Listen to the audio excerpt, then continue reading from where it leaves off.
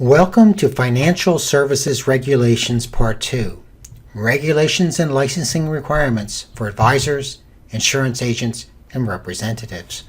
By the end of this lesson, you should be able to discuss licensing and registration requirements for advisors, agents, and representatives. As depicted on this slide, registration and examinations vary depending on the type of services provided. Licensed brokers and broker representatives are required to be registered with the state and licensed to sell securities with FINRA. Registered investment advisors are required to be registered with the state or SEC and either hold a recognized professional certification such as a CFP, CFA, or pass state testing requirements, for example, a Series 65. Licensed insurance agents need to be registered with the state and pass the state insurance exam. Licensed estate attorneys need to graduate from an accredited law school, pass the state bar examination, receive licensure, and maintain continuing education credits. Licensed tax accountants need to graduate from an accredited school, pass the CFP exam, and register with the state. Licensing is required if you intend to sell product, including financial securities such as stocks, bonds, mutual funds, options, tax shelters, and variable annuities, and insurance contracts, including life, health, long-term care, disability, and property and casualty. You would also need to be licensed if you want to sell real estate, residential, and commercial. For example, if you intend to offer stocks or mutual funds to clients, you will need a broker-dealer, be registered with FINRA, pass the applicable FINRA exams such as Series 6, 7, and 65, maintain continuing education credits, and register with the state. The FINRA exams are intended to ensure a minimum level of competency. There are more than 30 different exams for persons selling different products or in different supervisory positions. 7 are listed on this slide. Series 6, the investment company and variable contracts. Series 7, general securities registered representative. Series 24, general securities principal. Series 62, Corporate Securities Representative. Series 63, Uniform Securities State Law. Series 65, NASAA Investment Advisors Law. Series 66, NASAA Uniform Combined State Law. The registration process for registered investment advisors and investment advisor representatives is depicted on this slide. Note that the registered investment advisor, the RIA, is the company. Individuals working for the RIA, including the principal, would file as the investment advisor representative, an IAR. The first step is to establish the business entity. Next, the entity opens an account with FINRA and an electronic filing is completed through the IARD system. Companies wanting to register as a registered investment advisor, RIA, must fill out Form ADV Parts 1 and 2.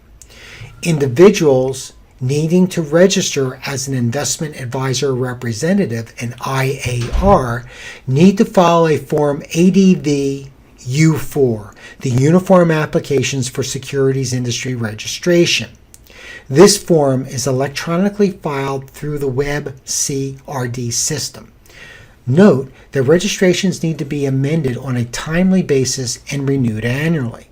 So, if you're the principal of your own financial planning firm, then you'll need to file both the ADV and U4.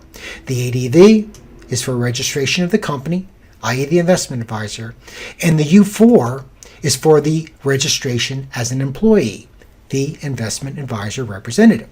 You'll want to speak to the SEC or state commissioner prior to doing this, or contact a company that can help you through the administrative footwork. Additional registration details are provided on this slide.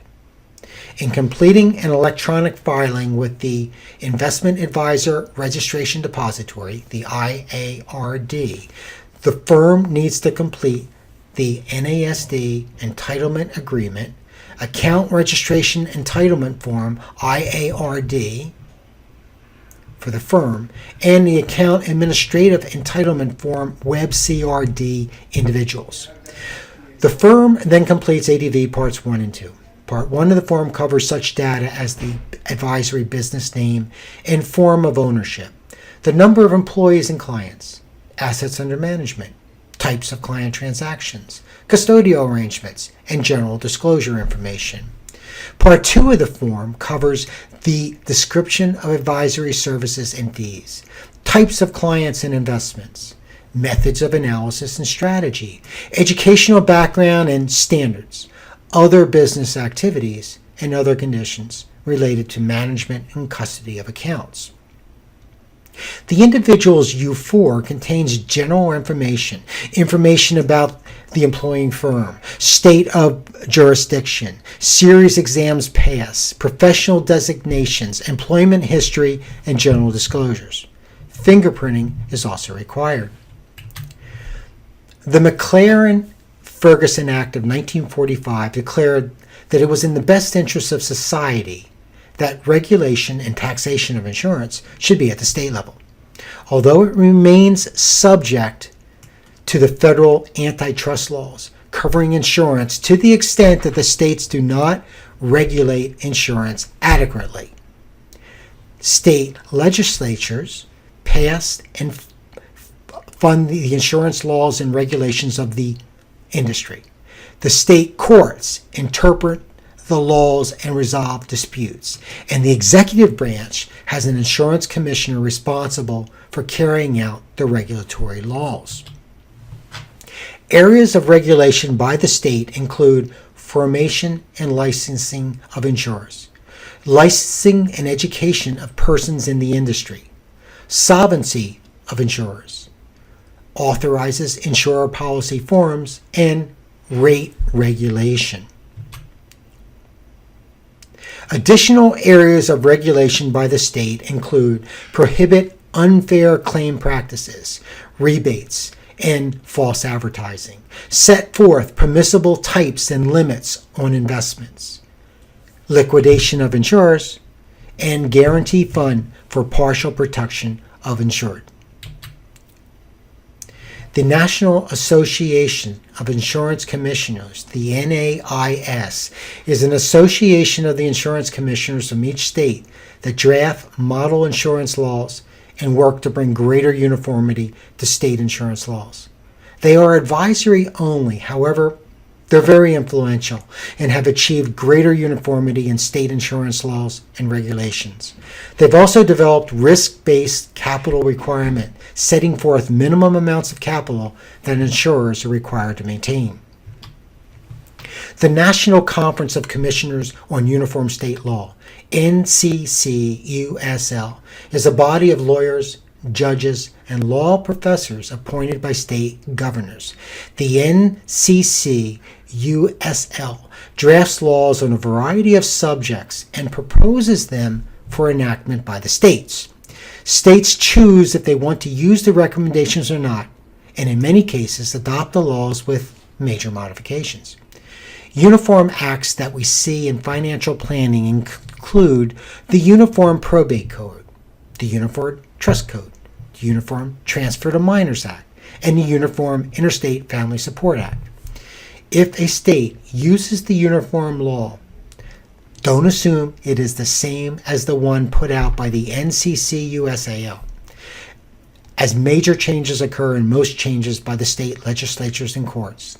The planner must check the state version of the model code as part of due diligence. The Employee Retirement Income Security Act of 1974, ERISA, is protective law, which applies to private employers that offer employer-sponsored health insurance coverage and other benefit plans, such as retirement plans and disability insurance to employees. ERISA does not require employers to offer plans, as it only sets up rules for benefits that an employer chooses to offer. The law does not apply to privately purchased individual insurance policies or benefits. You'll learn about ERISA details in your employee benefits and retirement planning course. Remember that it is only appropriate to offer advice to your client on a problem if you have the appropriate license, expertise, and training, and if you have conducted your due diligence to make sure the product or strategy is prudent. It is unacceptable to offer advice if you lack the licensing or knowledge. Note that you should never give legal advice or interpretations until you are, or unless you are, a licensed attorney. In this lesson, you learned about licensing and registration requirements affecting advisors, agents, and representatives.